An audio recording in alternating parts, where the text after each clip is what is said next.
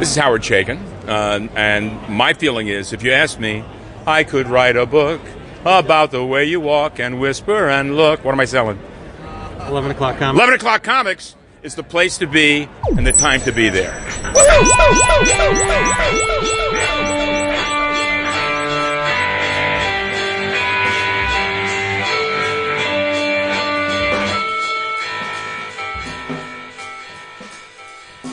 Nailed it. Right in the money. Bada boom. Yeah. Money shot. Precision. Yeah. Indignation.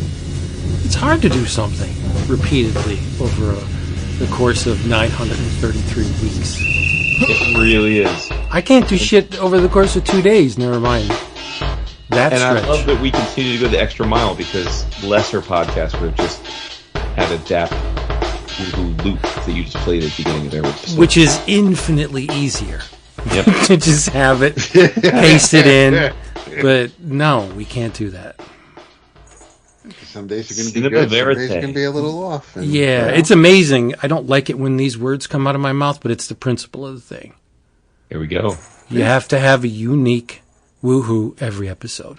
It's more chaotic that way. Of course it is. Yes. Right. Hey, everybody. It's the world-famous 11 O'Clock Comics. Episode 933. And I'm Vince B. You are Vince B. We are all back from Heroes, and I am David A. Price. That's correct. For yo, and I'm Uncle Roger. Do it! Nah, you can't be Uncle Roger. He's way too funny. You're mildly amusing. He's hysterical. So maybe he's nephew. Hi-ya. You can. All right, I'll allow it just for this once. You could be Uncle Roger. Everybody together again. Yes, as Dap has said, the dust has settled on HeroesCon 2024. We're going to tell you all about it. The pertinent details, the people, the players, all that stuff. But before we do, we have to do our due diligence and tell you who made this thing possible. Mm-hmm. Yes, cheapgraphicnovels.com. Remember, cheapgraphicnovels.com. What do you want? Graphic novels. How do you want them? Cheap. Put them all together. You know where to go. The prices are so low, it's ridiculous. Omnibus editions, manga, trade paperback collections, OGNs, all that stuff. Art books, yeah. Everything you want that has a spine and a lot of paper can be found at cheapgraphicnovels.com for a fraction of that retail price. It's silly. It's like taking candy from a baby. And if you follow the rules and you're a first-time customer, reply to the email confirmation for your order and say 11 O'Clock Comics sent me, and Max will give you free shipping on your second order. So you're taking the candy from the baby and you're smacking it around after you're done. It's the best thing in the world. cheapgraphicnovels.com. Crushed it. Yeah. Excellent. Beautiful. Smacking that baby. You guys feeling good? You on the come down? It was took a little adjusting, but I'm feeling good again. Oh, I was super salty at work Tuesday for the slightest thing.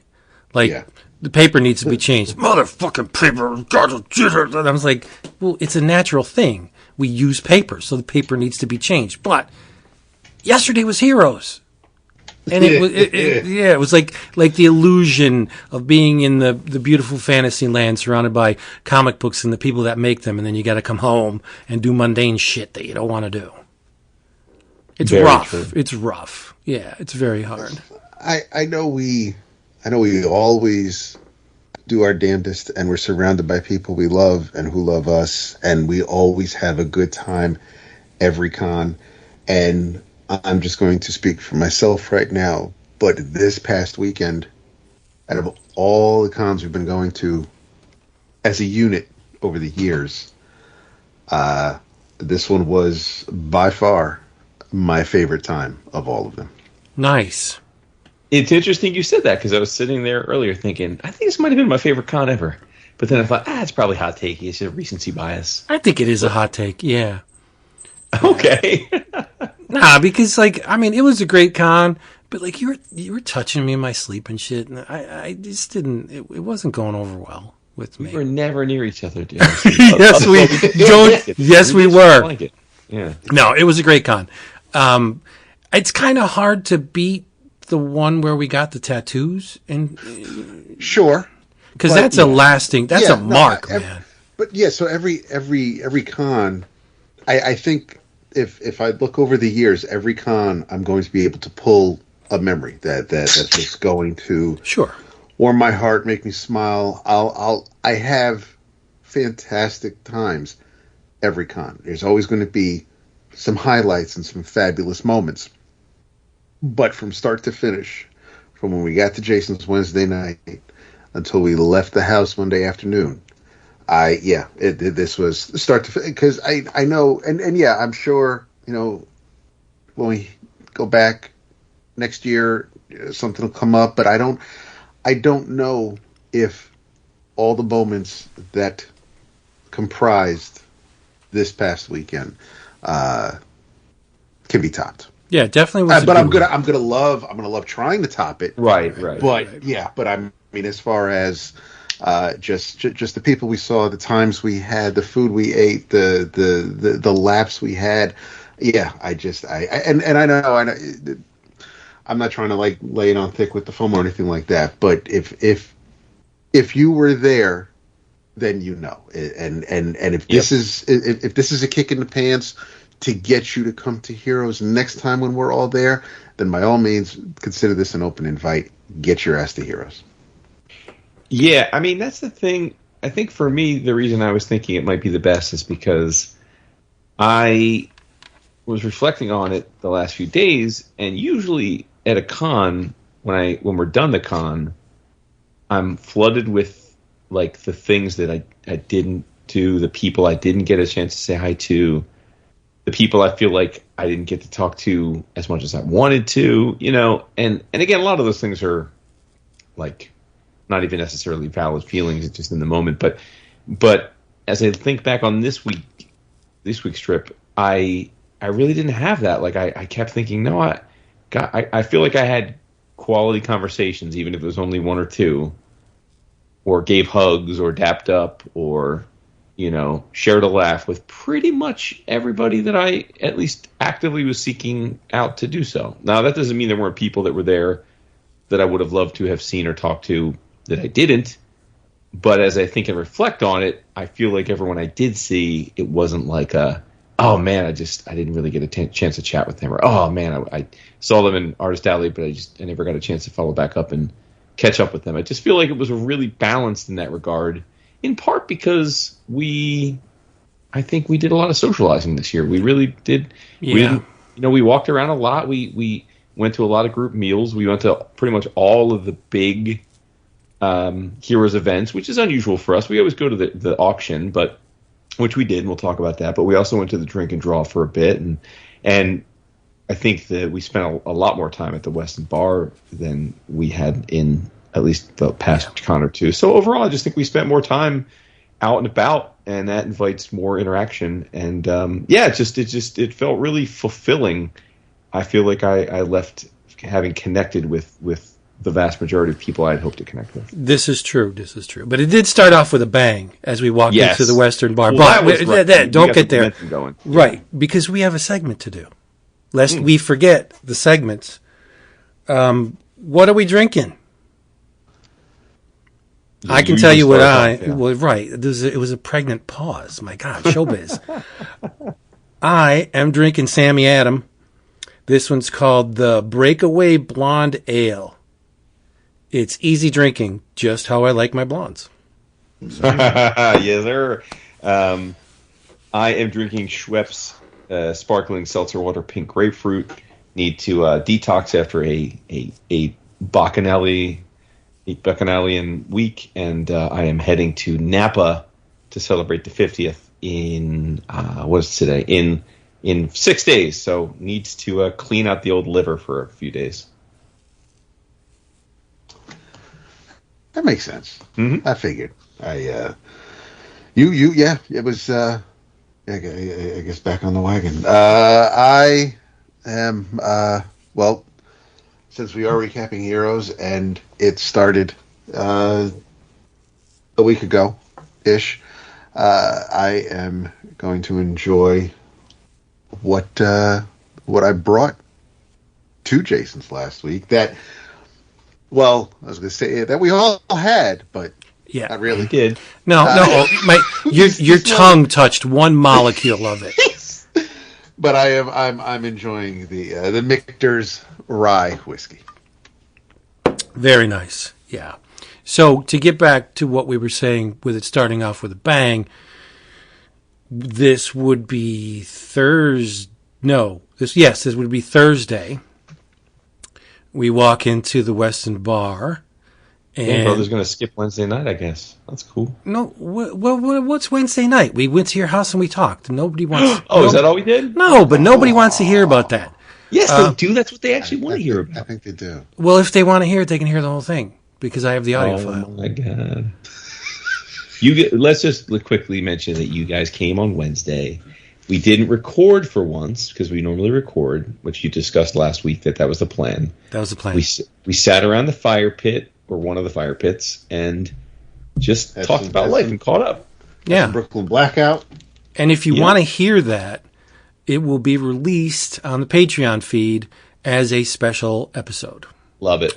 Not the bonus episode, just a plain old special episode. We're just going to float it to the patrons just as a way of saying we love you so much. Thank you. And we will have a Book of the Month episode very, very soon.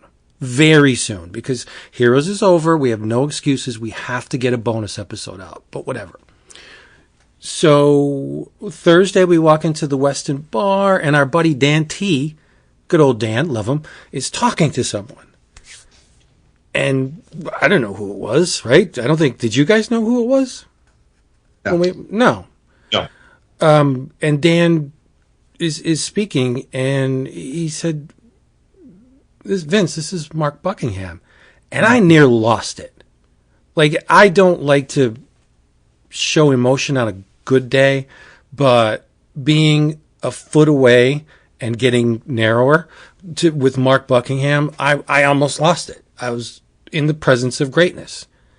And a more genial man I don't think you'll ever meet, very open about his work. And we talked about the borders in Fables, the ornamental borders and how that came about and working on Fables and his process. And it was like, naturally, what do you do when you get in the thick of it with someone you respect and admire who actually creates something of lasting value? You say, hey, you want to come on the show?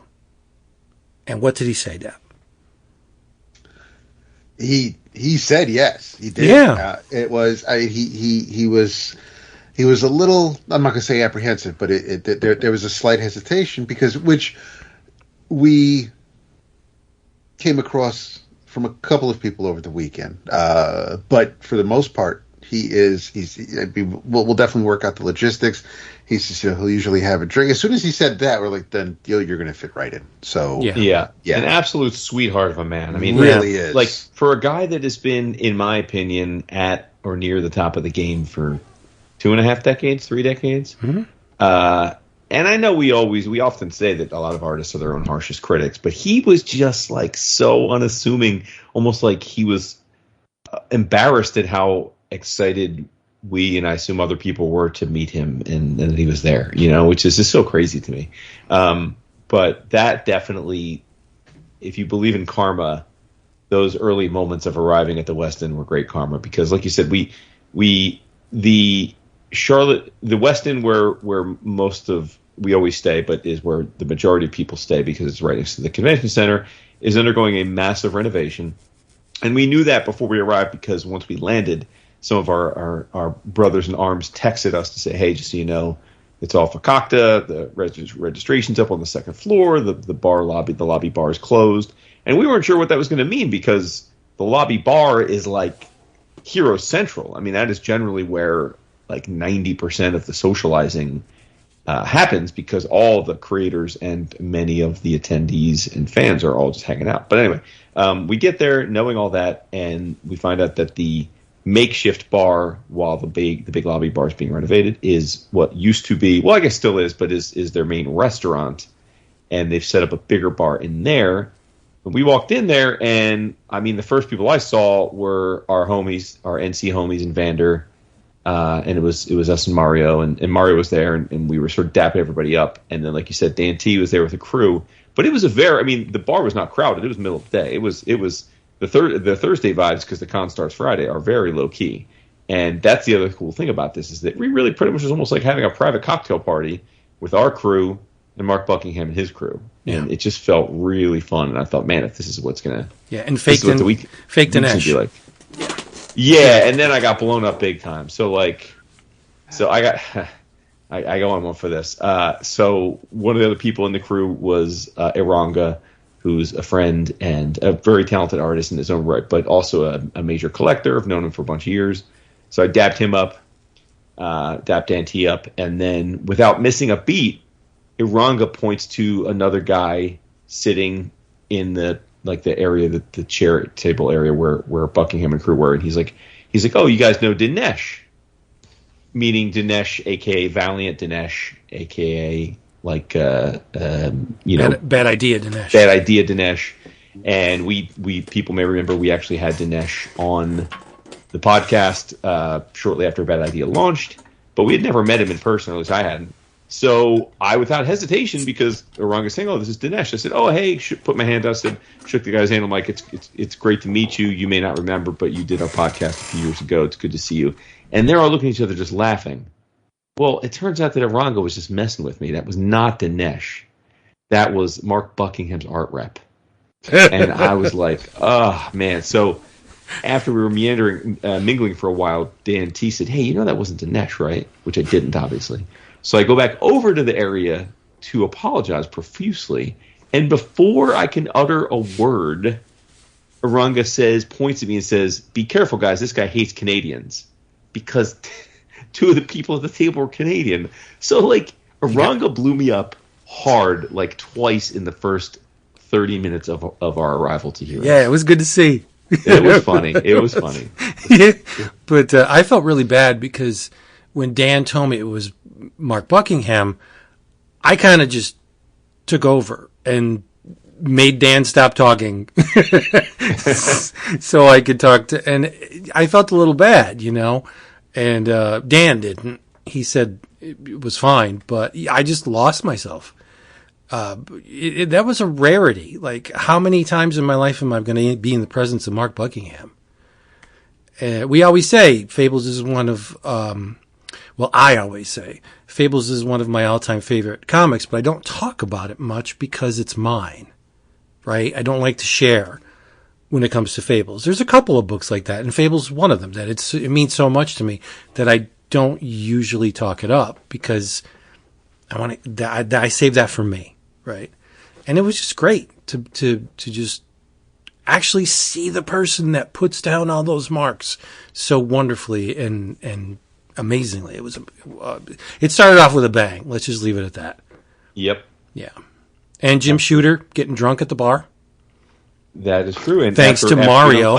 He was on the plane with us. Yeah, he was in first class. Yeah. We walk into the plane, I'm like, holy shit, that Shooter. He was in first class. First seat. Yeah. First row, yeah. But Mario bought him a drink at the bar, and I think that opened the floodgates because I guess many other people did too, and Jim left pretty early. I guess he had his fill. And it was there was one regret for the con. We said we were going to get a bumper from Jim, and we almost did. We were very close, but it just didn't work out. So there's always next time. But we were speaking with him for a long time. Mario especially had bogarted Shooter and just went on. And Jim was very receptive, very cordial. He wasn't a jerk. One of the things I did want to say, and I know this is probably jumping around, but there are certain people at conventions, certain creators that have, for whatever reason, fostered a negative reputation. Right? We'll get there. But there's a legend that one creator in particular is cantankerous and easily irked and likes to put people in their places, so to speak. And we can say that is definitely Not the case with this person, and we'll get there later. But it was nice. It was, for me, it was the highlight of the show. Nice. Yeah. And then we hit the town pretty hard. We, like I said, no convention on Thursday, so we crewed up and we headed down. I don't know if it was downtown, but we headed to another part of town, and headed to Hawkers. Hawkers, yeah. We had some delicious, beautiful outdoor table. Had some delicious Asian food. Got the drinks rolling. Got the laughs rolling with let's see who was there. It was Mario, Cliff, Justin, Vander, and us, right? Am I forgetting anybody? Yep. It's just us, yeah.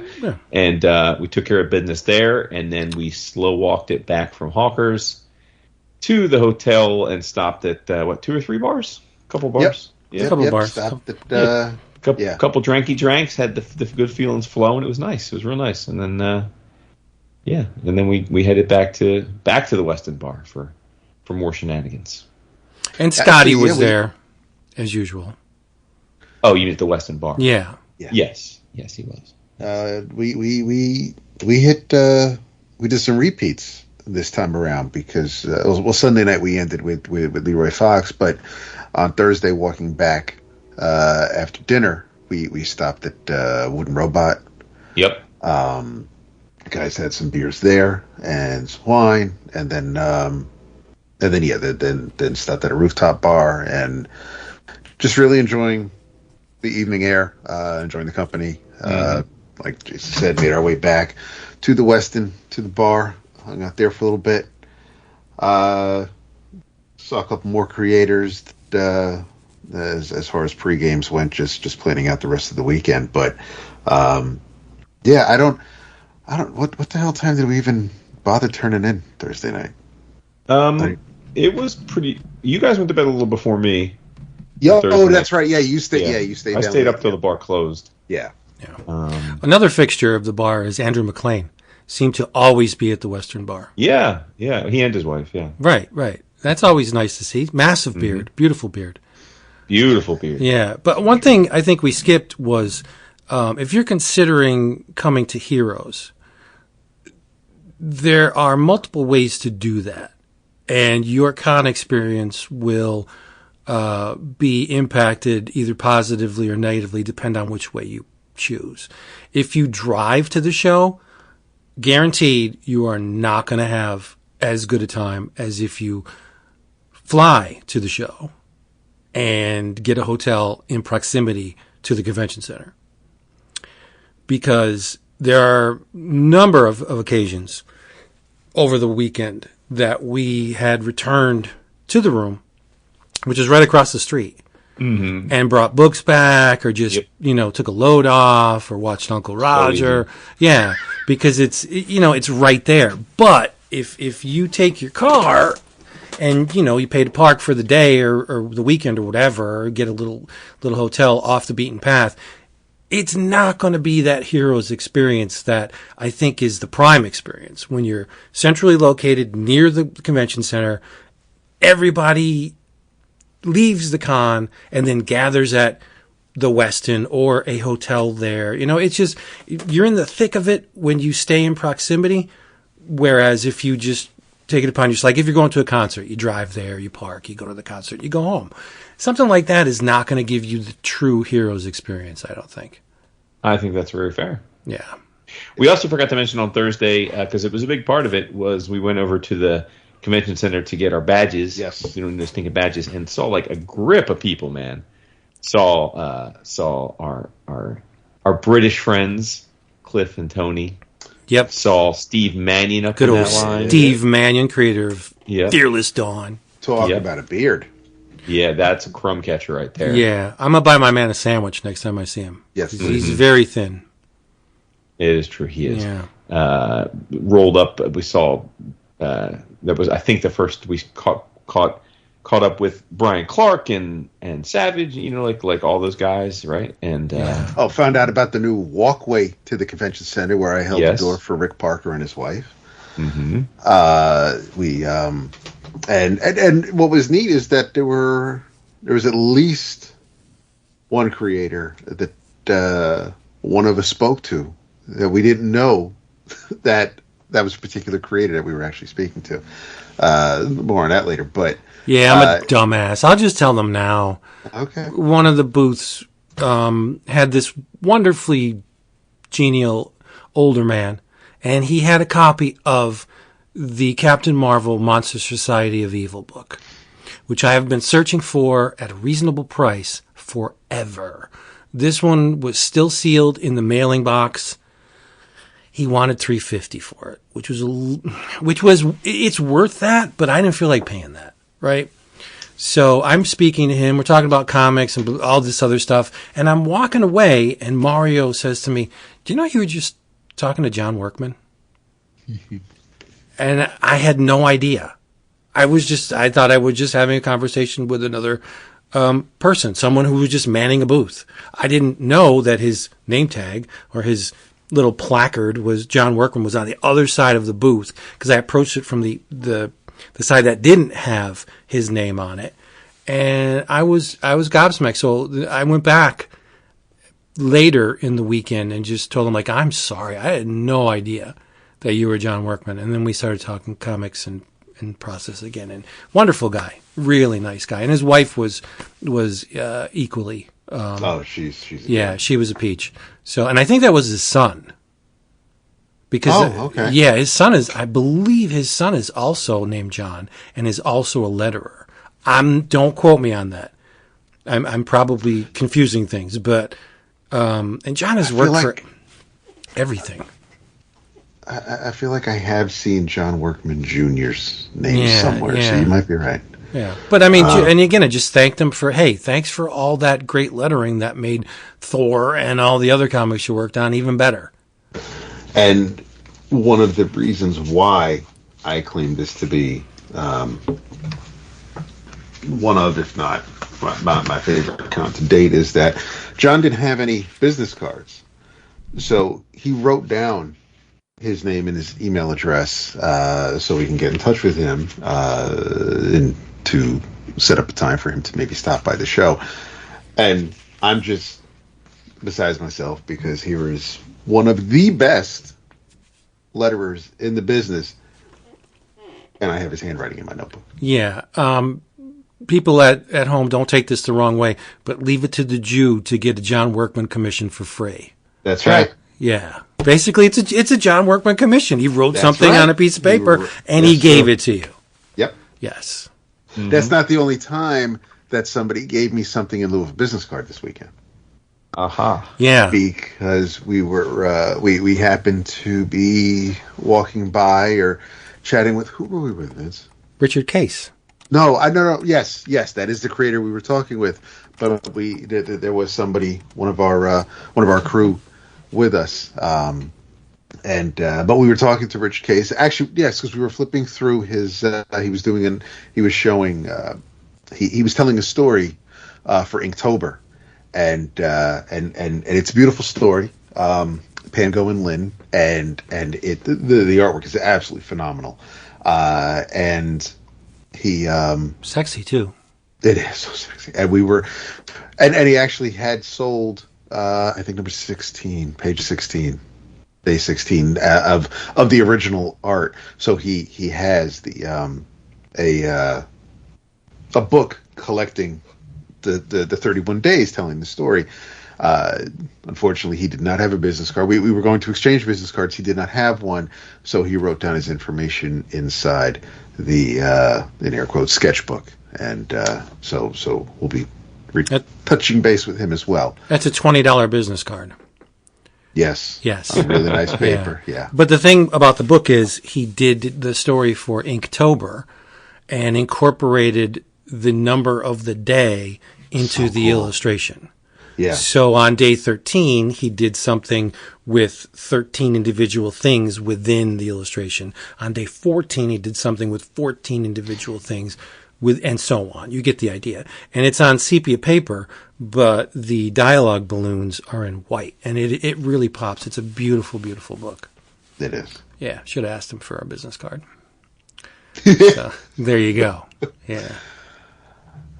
We did, I just kind of jumping around. Got to chat to Jim Starlin for a few seconds on the escalator. Who seemed to be having a decent show. He was enjoying himself quite a bit. And then we also, I finally this was a weekend where I thanked a few people for all the drawings and years of enjoyment that they've given me. Near the top of that list is Mr. Simon Bisley, who was pretty much exactly what I pictured, what I imagined in my head. A hot mess?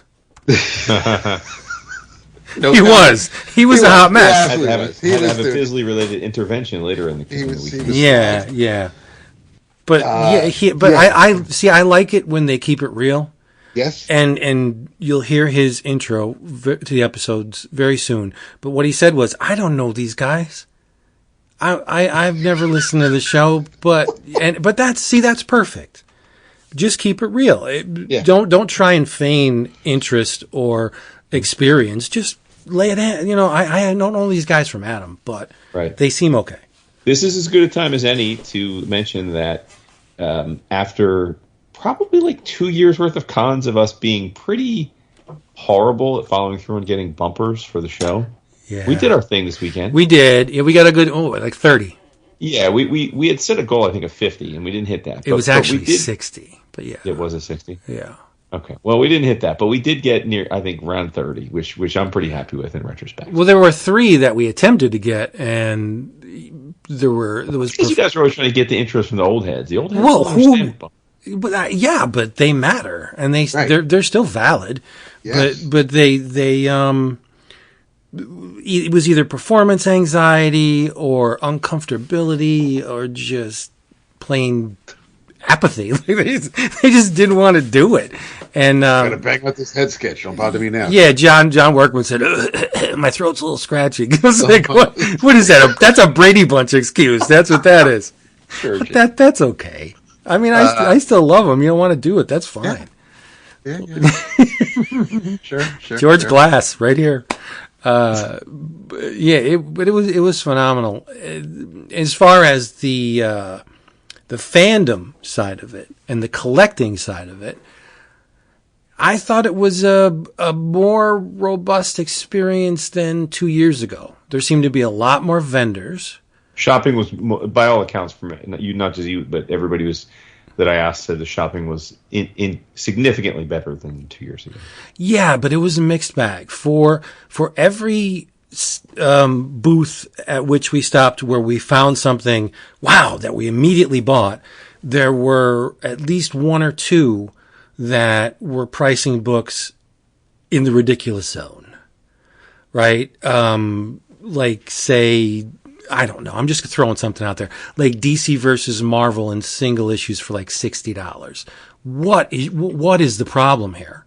Like there were overpriced, drastically overpriced things, and there were very, very cheap things. Like the one guy had a giant booth where what was it, Dap, that I didn't buy? Invisible Kingdom? What was the Christian Ward book? Yeah, Christian Ward. The hardcover edition of Invisible Kingdom for $15. Where else you can find that at that price?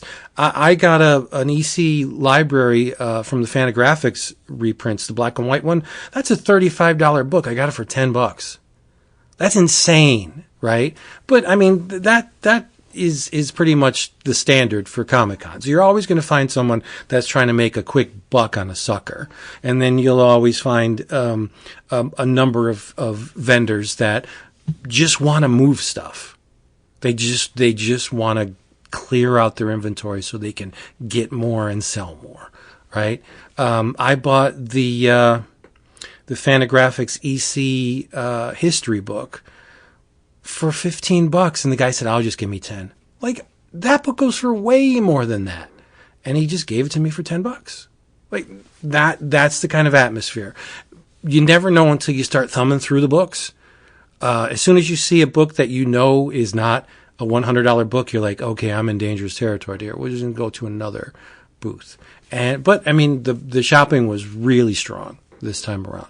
Lots of dollar books, which later became 50-cent books, And I mean, if you wanted to, you could fill up a lot of boxes at Heroes Con to ship home. Mm-hmm. Yeah, it was great. It was great. Now, there were toys, but they weren't like omnipresent. There weren't any weapons that I saw. Maybe plasticky weapons, but not like, the guys with the nunchucks and all that crap. No. Heroes is very, very focused. It's almost like they curate the vendors, where it's mostly books and comics. And then you'll have some pops and that kind of stuff. But for the most part, it's all comic related, which is great. You don't have, the things that you find at New York Comic Con, like the ShamWow. Like, why is the ShamWow at New York Comic Con? But that's what I'm saying. Like, you'll have things that are completely unrelated, yet there they are, right? It's just a great freaking show. Like, I can't get across what an optimal convention experience Heroes is. And what is great about Heroes compared to other cons, and I respect the Reed Pop shows. That there's so much to see. There is something for everyone. So if you don't, it's not a surprise if over the course of 3 or 4 days you don't get to see or do everything. It absolutely makes sense. But what I love about Heroes is if you see a comic creator and you weren't expecting to see them there, or for whatever reason, you can absolutely find something that creator worked on. Yeah, easy. At another booth. Yep. And then run over and get it signed by that creator. And you're not running up and down different floors. You're not trying to get to another side of the building. It's the way Heroes is laid out at the convention center. It's extremely well done. And there were what was weird is what I found weird is that Indy Island is where it always is, smack dab in the middle. But you had some of the old guard off to the side with your Pat Broderick, your Alan Davis, your Bisley, your Chaykin, your Tana Ford and Colleen Doran, and they weren't necessarily with the other artists, the other comic creators. They were kind of over there by the more novelty items, by the tchotchkes, by the LED neon light up, poorly painted Superman portraits. Yeah. But still, I mean, they were easy to find, and the aisles are great and super wide, and it's until I can get back to Baltimore, and even if when I do, it's not going to matter. Heroes is still my favorite pure comic convention. There's no elbow to elbow. Right. BS like there is in New York. Dude, they announced it was a record crowd, and I believe there was no reason for them to lie, but it felt so easy to walk around the entire weekend. There was never a moment where it felt like exactly. If you wanted to get from one end of the con to the other, it would take you 10 minutes. Tops. New York, you're talking at least an hour and a half. Yeah. Like, it's ridiculous. But we don't want to slag on. We should. No. We're not slagging on Reed Pop because it's just a different experience. There's a difference between a pop culture show and a comic book show. Yes, it's tailored to be. We have a blast. We have a blast in New York every year. It's just a different experience. We do. But just to David mentioned Howard Chaykin. That's the creator that to which I alluded, that has a reputation for being salty and surly and confrontational, and he is anything but that. And he remembered his time on our show. Oh yeah, no, we had a great time. Went up to him and he's like, "Oh, you guys, get the fuck out of here." And we talked about comics, we talked about Broadway shows, whatever, he likes them. And we spent at least a half hour, 45 minutes in his presence, and he didn't seem like he wanted to end the conversation. Love it. Which was great. I would be Howard Chaykin's piss boy. Have you ever you've seen History of the World, right? Of course. But I would be his manservant. I love Howard Chaykin that much. And it was magical. Like, that to me was the best part of the con. Just spending time with Howard Chaykin, unassumingly, unapologetically, because he does. He gets a little rough with his comments, but that's fine, right? I mean, if you can't take it, get out of the kitchen. But he also had original art, and I'll let Dap tell you about that. But he told us that he doesn't do full pages anymore. He does panels, which in retrospect, I thought that's a really smart idea, because if you're chopping your page down, what eventually became a page down, into panels, and you're selling them for like $75, $100 a piece, you're going to get more surface area wise for that page than if you sold it as a complete page. And I thought that was brilliant. And Dap bought a piece of original art from him. So did Mario. But Dap got a special one. So did Carlo. So did Carlo. He's got all his character pieces that he uses either as models or to set the stage, because then he'll Photoshop the backgrounds and everything. And you've seen his comics, so the process shouldn't be all that surprising. But as I'm flipping through, we're getting to the part where there's some. He was happy to say that there was some Times Square pieces there. Not that the book is finally published, but he had some pieces from the Hey Kids comic series, and of course those are featuring real life comic creators. And I see one piece, two characters, one holding a T-square, one holding a portfolio full of work, and the character on the left, I know flat out is obviously Jack Kirby, and just reflex. Whenever I think of Jack, I think of Joe, and so I hand Howard the piece. This is the piece I want to buy, and he asked me if I know who the characters are, and I say yeah, it's Jack and Joe, and I was half right, and as soon as he said it, obviously it clicked. Obviously he would know, but it clicked once I looked at the portrait, and it's Jack Kirby holding the T-square, and Gil Kane's the one holding the artwork, and that was one of any other weekend. That piece alone would have just made it for me. I would have just been flying high from that point forward, and nothing would have brought me down. But that is not the only. Right. It's weird for me to say this. It's not the only piece of art that I left the convention with this weekend that had me beaming. But before you move on, Howard is very committed to perpetuating the mythology of the Gil Kane nose job. Oh yes, he brings it up all the time. It's Gil before the nose job. Yeah, make sure to say that. It's like Howard. He even said it he went into it on our show. Yes, when it was great, and it just Gil Kane it was like extremely vain. Yeah, well, it was extremely vain. I think Howard is too. Let's come on. Howard is absolutely. Yeah.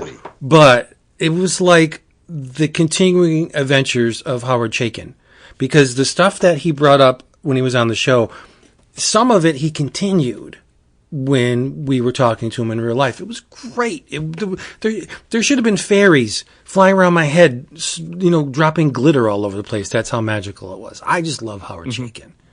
Yes, look at you. And then we went over and we rubbed. We talked to Tana for a long time.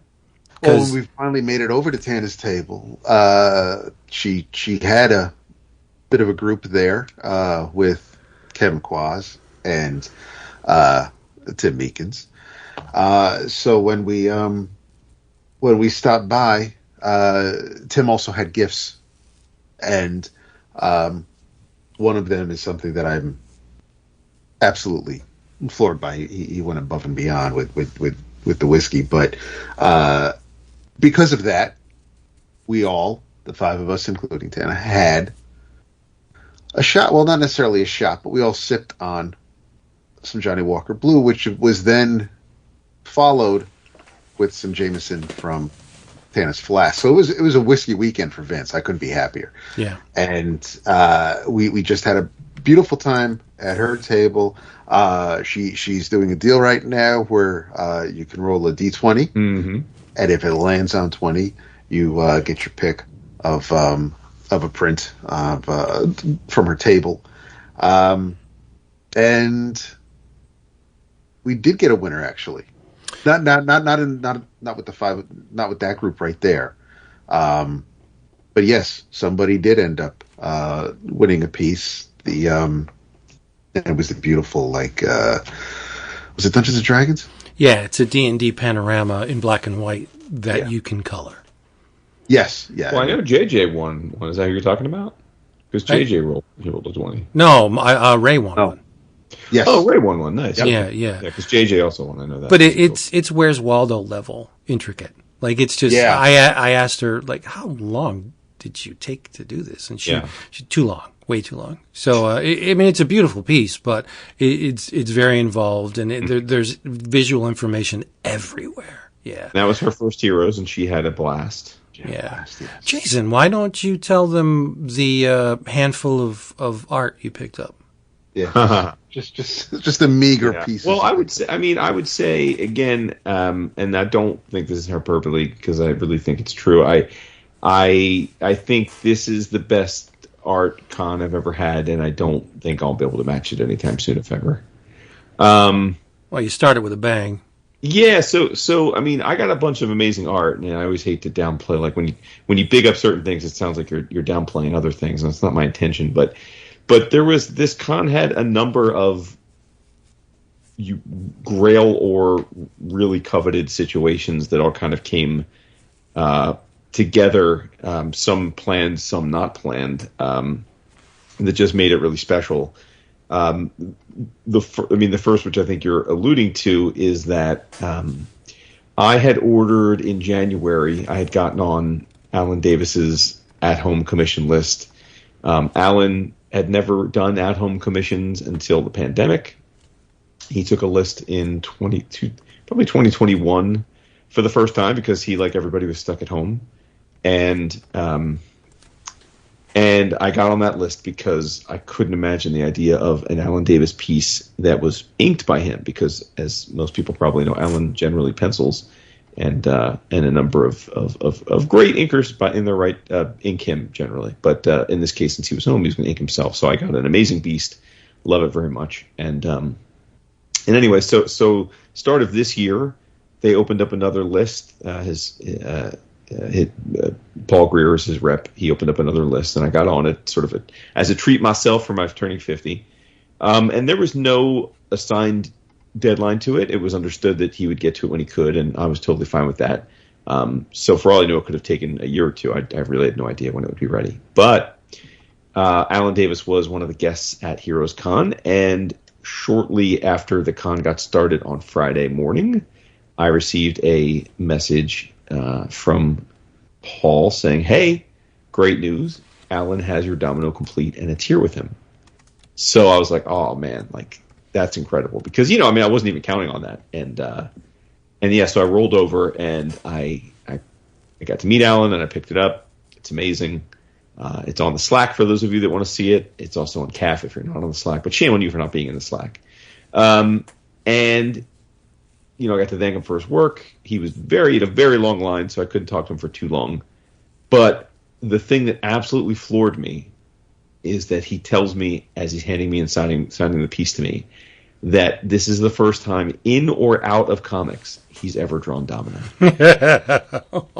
And, being the Domino guy, I was plotting. I couldn't believe that one of my favorite artists of all time, who has drawn probably thousands, at least in the high hundreds of issues of Marvel Comics, right, over the years. Many hundreds, let's say, at least. That he's never once drawn Domino. Now, we joked that, as we say this on this podcast, someone's going to dig up some panel where he drew her. And so I'm totally accepting that, in fact, he may have drawn her at some point, and he just doesn't remember. But to his mind, this was the first time he had ever drawn everybody's favorite Lucky Mutant. So... Right. At least as far as this recording, I can say with some certainty that I am the only person in the world that owns an Alan Davis Domino image, and that makes me beyond elated. So let him have his moment, people. Exactly. Yeah. But it was end cap, because that was one of the first pieces of art I picked up, And then the very last piece of art that I picked up for the weekend was I have been attempting in vain for many years to get on Brian Stelfreeze's list. And generally the way he handles heroes is you race to his table at early Friday morning before the general opening. It's all like exhibitors and pros that get in this line. And he takes a list right then and there, and he basically cuts the list off at a certain point. And then, frankly, half the list doesn't even get done because he's beloved there. People are always talking to him, and he spends most of Saturday on the main stage painting a giant piece that he gives to the art auction. So essentially he's drawing for maybe a day and a half of the show. But through a series of fortunate events, I was able, through a person that handles his social media, to get on his list preemptively because of my request, which is I wanted a Zazie Beetz inspired domino, and he adored the request. He thought it was an amazing idea. So I got on his list without having to do that hustle. And sure enough, like clockwork, by the end of Sunday, he had the piece, and it was glorious. And it is glorious, I should say. Absolutely adore it. And he also gave me some great anecdotes. He said that, for those that don't know, he drew the first ever Domino miniseries. And he told me while we were chatting after I received the piece that he had been working on a big X-Men project at Marvel at that time, and had drawn 4 or 5 issues of this series they were working on. And for some reason that he either doesn't remember or didn't share with me, it got kiboshed. So he had already spent like 6 months on the project, and it was canceled. It wasn't going to see print. So they wanted to make good with him, and they said to him, "We really owe you. So why don't you pick a mutant that you want to do a series with?" And he said, "I want to do Domino." And he said the editors were like, "Wait, what? Domino? Like, why do you want to do a series about Domino?" And he said, "I don't know. I always thought she was cool. We could have fun with her." And so. So it was just great to hear him that he loved her enough to pitch that series back in the day. And it was just a wonderful, just good karma on both ends. Just really, really fantastic.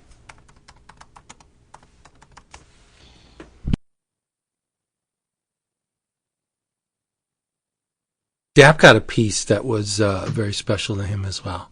Indeed. There was, I'd only set up like 3 pre-shows. Because I wasn't planning on much, but unfortunately, I given the peer pressure, and when I see Jason and the NC boys talking art, I'm like, well, no, these are some nice gets that they're planning on getting. So, I put out a couple and went for some repeat business, and got a new piece from, or got a piece from new to me, Ryan Oakley. But I brought along before we went to Jason's, Vince had the list of every creator he wanted to get a bumper from. And I took that list as every creator that I at least want to thank for their work if I wasn't going to get something from them. So when I perused the list one last time before packing up, I saw a name on it, and I was like, okay, great. Then I will bring my Grendel Jam just in case. And because better to have it and not get it done than expect to get it done and not have it. So this was a great moment because I was with Cliff and Justin over by one section of the con, over by where you'd see Chaykin and Davis and Buckingham, and they still hadn't gotten over to Felix's booth to see their childhood friend Chris Stevens. So I said, well, no, I know where Chris is. So we all walked over. I brought them over to the table. Unfortunately, I got caught up in a conversation with Lambert, so I couldn't be there. I was watching it, but I couldn't hear the conversation at first. But it was beautiful to see these 3 friends reconnect. But while that's happening, and I'm not trying to interfere or eavesdrop, I look over behind me, and across from Felix's table is John K. Snyder III. And I asked him if he would have time to, I explained to him what the Grendel Jam was all about and who's already done it, who's already added their lines to it. And he says, it sounds like a great idea. He said, this was Friday before the show ended. He says, bring it by tomorrow morning, bring it by Saturday morning. I should be able to have it done by the end of the day Saturday, but I says it's not a problem if you need to hold on to it. I says, honestly, you're the only person here physically at the show that I see doing anything on it. So if you need to hold on to it until Sunday, by all means. So yeah, Saturday morning, I run over to him, hand it to him. He loves it. He's looking at Matt's piece that he did. He's absolutely floored by the Argent that DWJ had done. And he's and what I really appreciated about this, and I'm not going to speak for Jason. I'm sure he knows this, but there are some jams you'll give to an artist, and they're just like busting out a quick head sketch or something. They're not really concerned about composition or layouts or how it's going to look in the overall scheme of things. It's like, okay, you're giving me $40. I want to draw Sabretooth. Here you go. Have a great day. And John looks at this and he's like, okay, I see the way Rep Levins has Christine's staff pointing in this direction. I see Paladins or Grendel Prime's saber over here. He's like, I think I know what I want to do, because every Grendel, every iteration of Grendel is specific to a square. I don't let any artist just pick a place to draw something on this particular jam. So he said, I know what I'm going to do. He says, I'm glad I brought my watercolors, and I leave him to it. And he sends me a text before the show closes Saturday and tells me it's all set. And I head over to him, and I am absolutely blown away. It is a stunning image of Epi.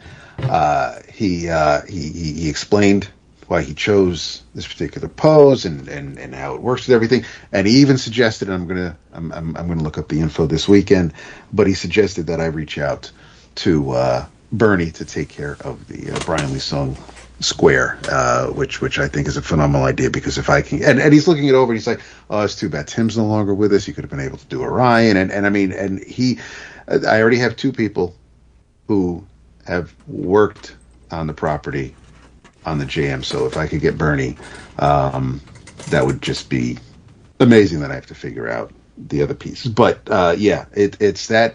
So between that and the Chaykin, I want to finish the Grendel Jam, but this was the kind of feeling where I was just like, I don't need any more art this year. I'm good. Yeah. But it was a fantastic exchange. It was great. Just the experience overall. He's a phenomenal human to begin with. He's extremely inviting. He's easy to talk to. He's happy to be around other people who acknowledge his work, and he's been keeping busy, and I love to see that. And he's coming on the show. Yeah, speaking of art, before we wrap this up, we got to talk about the auction. Yes, we do. Mm-hmm. Going into the auction Saturday afternoon, late Saturday afternoon, we got to see Daniel Warren Johnson working on his giant Optimus clocking Megatron.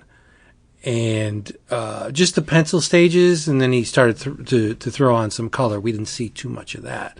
But as expected, I mean, there was a lot of good pieces at the auction, but you could almost write, the scenario yourself. Skottie Young took the top slot with his Deadpool Wolverine. What did that go for? $15,000. $15,000. And Daniel was the very close runner-up. His Optimus Megatron got $12,000. 11.5, but close, yes. Okay, that's crazy prices for those things. Yes. I mean, great to those who have that kind of money. Spend your money on what you love. But man, that's a lot of money. That's like $24,000. Yes, it's going to a good cause. It's being funneled back into the convention, more or less. But like, yikes, that's high ticket stuff.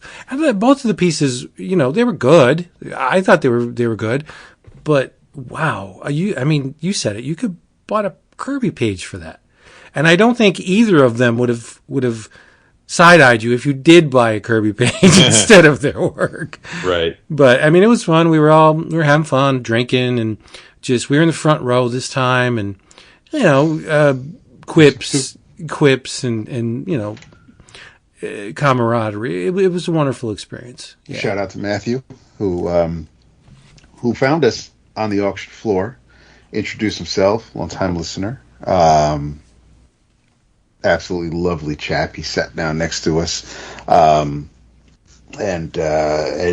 yeah, I this wasn't as wild or as crazy as an auction as we've had in the past. That we weren't as sober, but we were more sober than years past, and it was we had a blast. We after Skottie's piece went up, we did the annual tradition of making our way to the diner. Yes, and our girl was still managing the diner. Yes. New location, 10 years later, still there doing her thing. Prices were about the same too as they were last time. At the diner? Yeah, give or take. Yeah. Yeah, our waitress wasn't a big fan of us, but that's okay. No, I don't think she was a big fan of humanity in general. That's probably true. Yeah. That's okay. That was fun. The only downside to that was that we ended up, because of the logistics of arriving there in the line, we ended up seated at the bar or the counter, not the bar but the counter, and then a lot of the rest of our crew had a big table in the back, so we didn't really get to hang with them like we would normally do at the diner, which kind of stunk. But before we move on from the auction, though, you got it. I mean, I had the most insane auction experience ever, because that was a different auction. I don't generally bid on. I mean, we don't. I mean, I'll always bid on things. And Vince always jokes he's going to take my paddle and bid on stuff for me.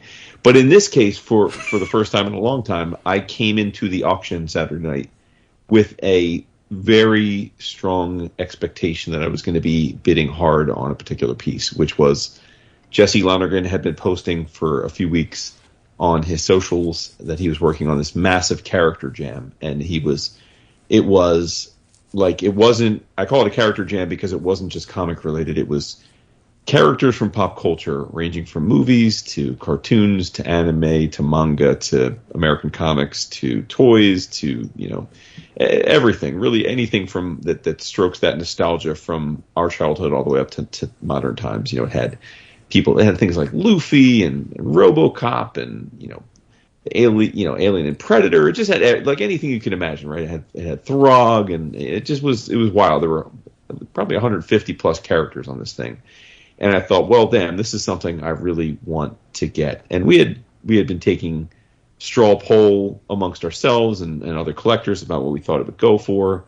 And I was really ready, thanks to being had some money in my pocket and B, pretty turnt, was dead set on going after this hard. And I was pretty excited that we were going to win this thing. And then we get to the auction, and for those that have never been to Heroes, they have all the art that they're going to auction up on the walls at the front of the auction room, so you can walk around and preview things. And I couldn't find Jesse's piece. And I was asking around, and it turns out that for some ungodly reason, Jesse's piece was relegated to Sunday. Now, every year Heroes does an overflow auction on Sunday at the show itself. And it's always far less attended. It always goes for much less money, and it's generally reserved for like up-and-comers or people that maybe aren't as well known. So it was really perplexing that Jesse's piece was dropped there, but it does happen. Like I found out later in the weekend that DWJ's piece was relegated to Sunday last year, which is just unconscionable. Unheard of. But anyway, so I didn't get to bid on the Lonergan piece, but I said, okay, I'm going to make sure I go to the Sunday auction. It was at noon. So a bunch of the homies came with me over there, had no idea what it was going to go for, was prepared to spend a significant amount of money on it. And Andy Robbins, shout out to Andy, who also liked the piece, said to me right before the auction, hey, I know you really want the piece. I'm not going to stand in your way, but would you mind if I bid against you up to $400? And I said, no, that's fine. So the bidding starts. Andy goes to $350. I go to $400. gavel hits, I get this thing for $400. I was willing to spend 5 times as much on Saturday for that piece. Yeah. And it was just, it was bittersweet because I'm elated with it. 1 million people saw the piece over the weekend and were gobsmacked that it went for that little, and also how amazing it was. But I would say bittersweet because I think it probably had to feel pretty shitty for Jesse because he put a lot of time and love into this piece, and his work that he does, like his commissions go for about that for like a single character. Like I got a domino from him pre-show, and it was I think $250 for like a 6x9, and this was this massive jam. But anyway, I brought it over to him. He was a good sport. Obviously, he didn't hold it against me because he said he was very happy it went to a good home. He personalized it and stuff. So very, very happy about that. And again, the I got a lot of pieces, and they're all up on the calf and the Slack for people to see. But the one other I had to shout out because this was a piece that every artist that saw it was just like, holy shit, I can't believe this dude. I hate him. And that was Dave Chisholm did a Tribe Called Quest commission for me, where he drew the guys, he drew the members of Tribe using the lyrics from Check the Rhyme. And it's very hard to describe that in words for you to fully appreciate it. But it was one of those things, like when I saw it in person, I just couldn't believe it. And every artist was like baffled by it and was just like, I hate this guy. I can't believe he just did this. Sanford was like, what? What is like Sanford was over the moon. Yeah, Ryan Brown. He is now. Yeah, Ryan Brown inspected it with a fine-tooth comb trying to find cheats because he's like, well, the guy had to put cheat letters or cheat words in here. And we looked, and he's like, I don't see any cheats. He's like, that's really fucking impressive. It's crazy. The logistics of the thing are just mind-boggling. Yep. Yeah. It's gorgeous. Yeah. The Jesse piece, I think, I mean, there was also some confusion because I think we were expecting it to be larger than it is, which is why I think some people. Yeah, it was 12 by 12, basically. Right. Yeah. But as far as I'm concerned, I think this is just karma working its way out because, not to hold a grudge, but this offsets the Jeff DeCall experience from a few years ago. Yes. In my mind. I didn't even tell you guys this. I had a positive Jeff DeCall experience at this con. Oh, shit. Because he's real tight with Govar.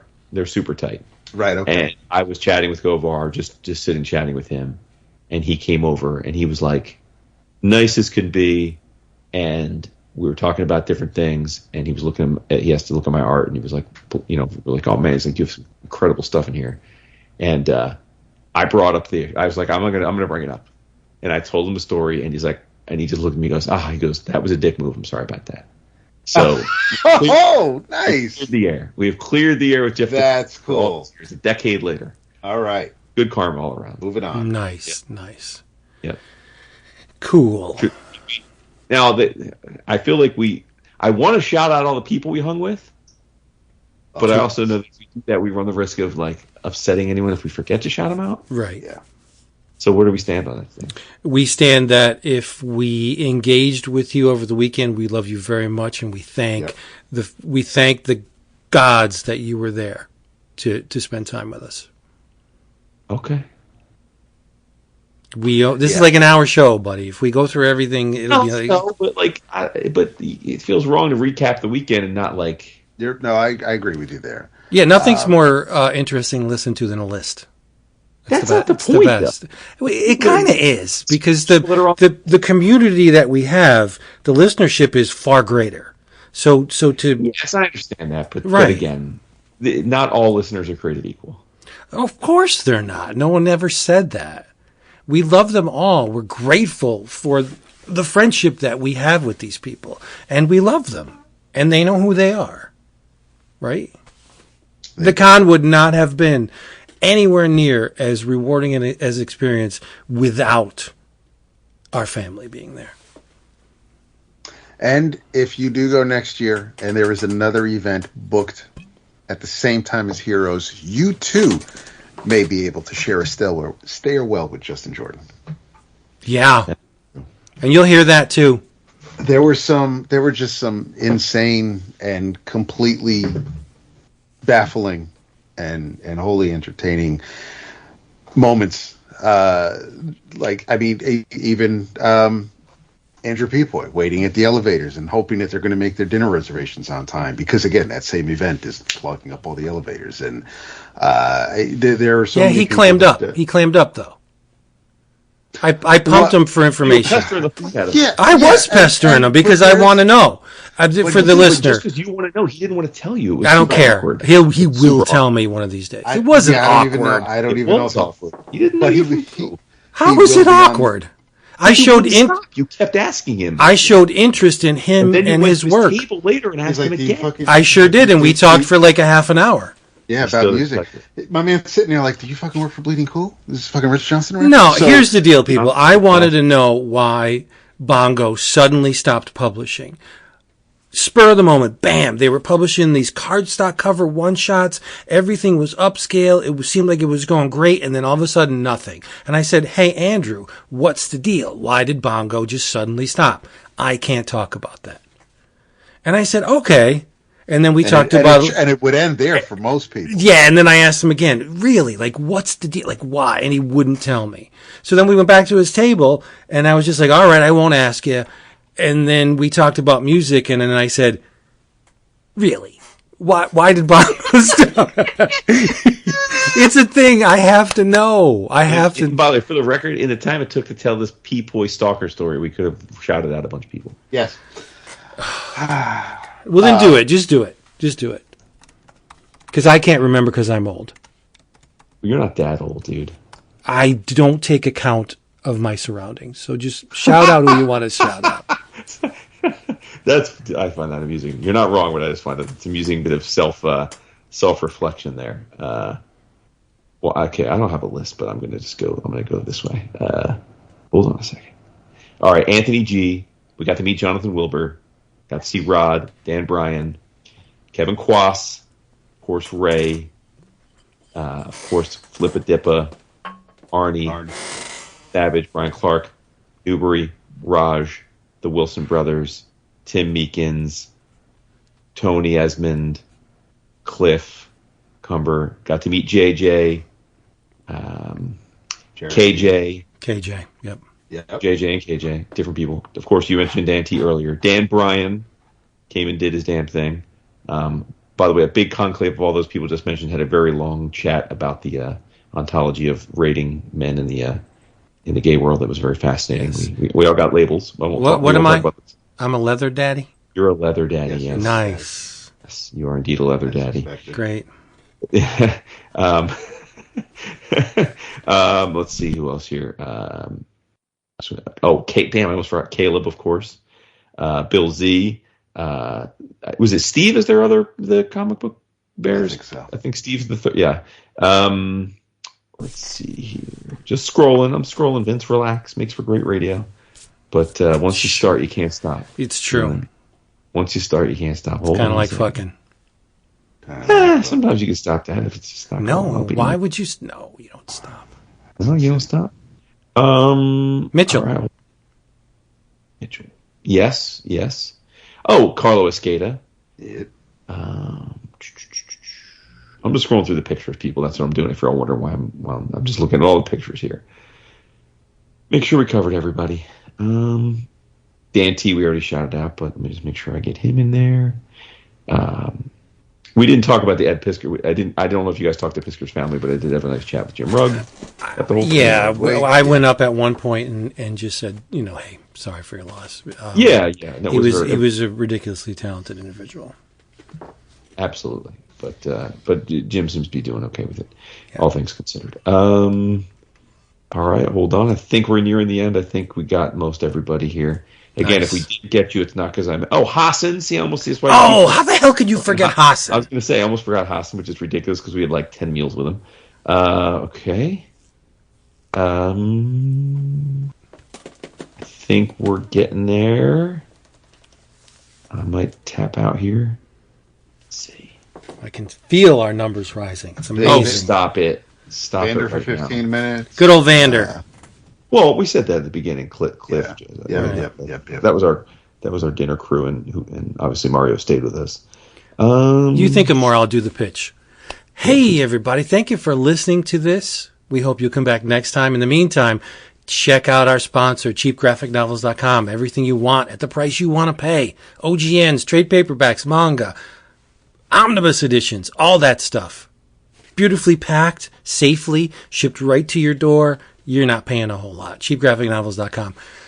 And check out our Patreon page, patreon.com/11 o'clock comics. Whole stuff, a lot of stuff going on there. You get the bonus episode for $5. You get the Slack and the bonus episode for $10. Plus, you get vintage fanzine downloads, out of print, old, dusty, moldy comics you can download, polls. You get a page a day. You get a cover a day. It's amazing. There's a whole mess of stuff going on the Slack. In your travels, one of the best take-homes from the con was created by a man we all know, Mr. Jim Rugg. And we spent a good amount of time at his booth just chatting him up. It's called Conspiracy Comics, and it is phenomenal.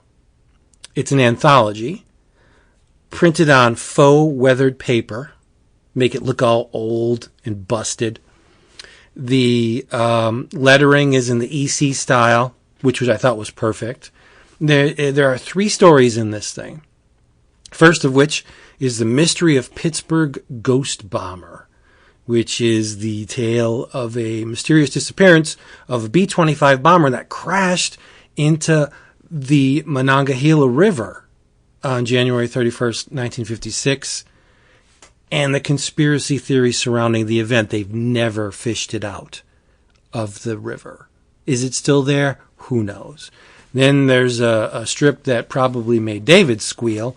It's the Christmas Cage Match, which is occurred on December 25th, 1982. It's a steel cage match for the NWA World Heavyweight Championship against Rick the Nature Boy Flair and Kerry Von Erich, which I guess ignited an extended feud between the Von Erichs and the Fabulous Freebirds. Sure did. Last but not least, it's a little strip called War on Drugs.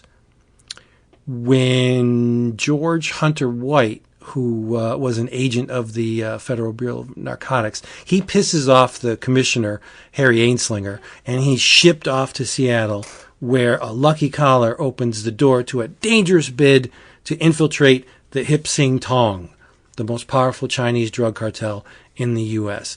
I was enthralled with every page of this thing. I thought it was really smart. It's not all conspiracies, but who cares? I think the diversity in each of the strips, there's a slightly different illustration style for each strip. I thought it was great.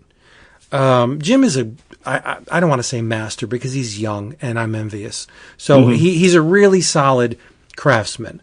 And every page of this thing is just gorgeous. Beautiful to look at. The cover with the wood and metal type all lined up in the box with the slugs, like, it's great. Everything about this book is artisanal. It's an aesthetic triumph, I think. So what'd you guys think? Yeah, I mean, I think you hit it on it. I always enjoy Jim's work, and no matter how varied his approach is.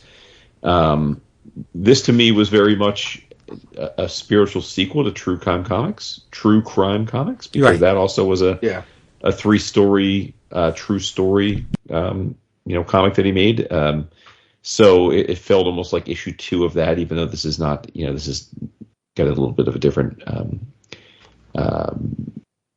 line of sight in terms of the conspiracy versus the crime. But yeah, no, I thought it was terrific. I mean, his production values are always great. I love his illustration style. Like you said, he's so varied in his ability to draw and to render. It's great. And we got it signed, and it has a cardstock cover. It's just a beautiful, beautiful book. Mm-hmm. That was in terms of single issues, that was the get for me at the show. Okay. Dap?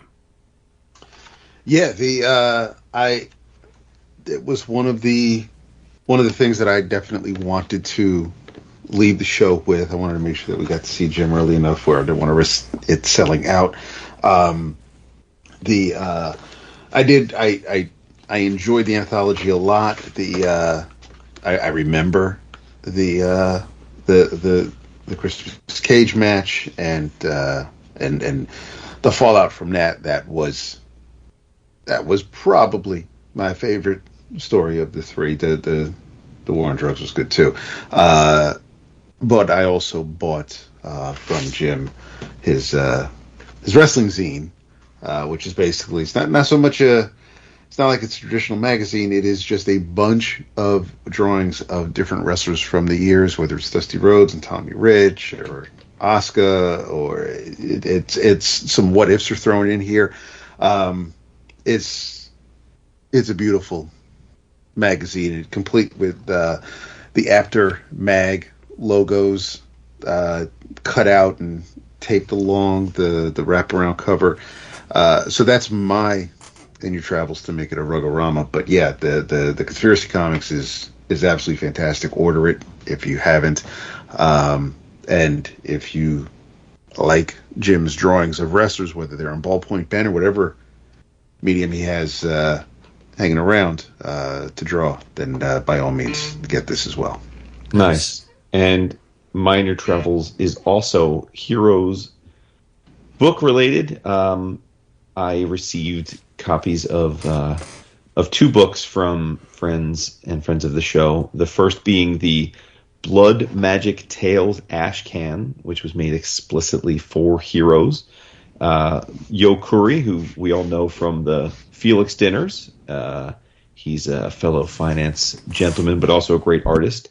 He and Troy Nixie have teamed up to launch a book, and it's going to be kickstarted in September.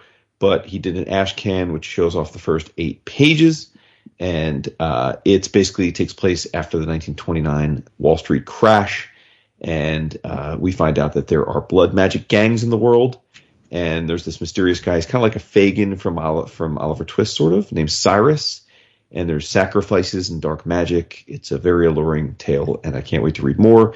You can sign up for the Kickstarter or to follow along at bloodmagictales.com. And then, last but certainly not least, our brother from across the pond, Mr. Tony Esmond, handed me a copy of Cockney Kung Fu, which is a comic he did earlier this year, written by himself, drawn by Nick Prolix. It was part of a challenge that he and his podcast mates had made, where they each had to produce a comic. It's an homage to South London of bygone times, like the 80s, when it was much dirtier and dankier, a time when he loved it. And it basically involves a story about Red Sista, who is this badass bitch.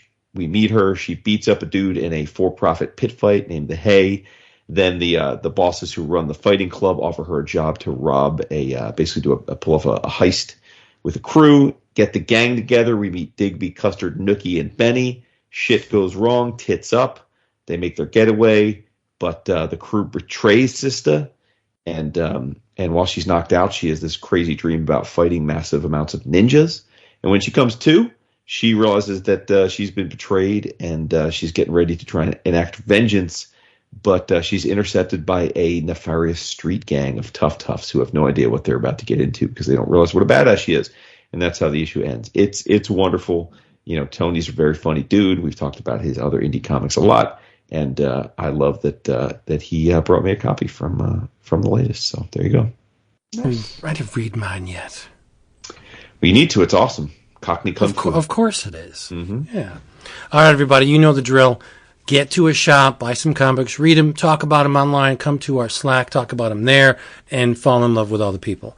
So in the meantime, say good night. How can the chicken lay egg? That is rooster. Hiya! Hiya! By the way, I No think I've spicy. forgotten to mention Flippa Why? Dippa. So shout out to Flippa. Sorry. David. Good night. I don't think you forgot Flippa.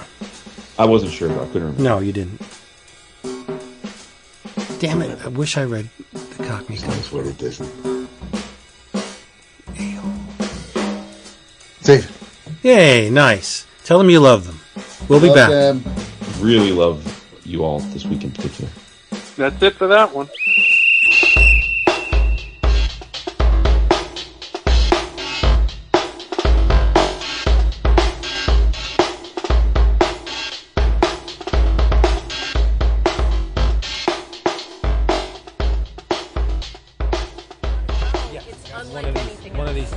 times in a row. Yeah. It's unlike anything else. It's wonderful. So It's we are absolutely here wonderful. at Heroes 24 with the amazing Tana Ford. Were you recording all of that? No. Hi, guys. No. It's Tana Fourth Chair. That's what we were going to do. We were going to say, finally, the rivalry is put to rest. It really is. And- I feel like I've won. Tana has won. Yeah. Yeah. What do you think about that, Tony? Tony, if you're listening, I have Kevin delivering something to you soon. And I think it just proves that I win. Yeah. So Tana wins.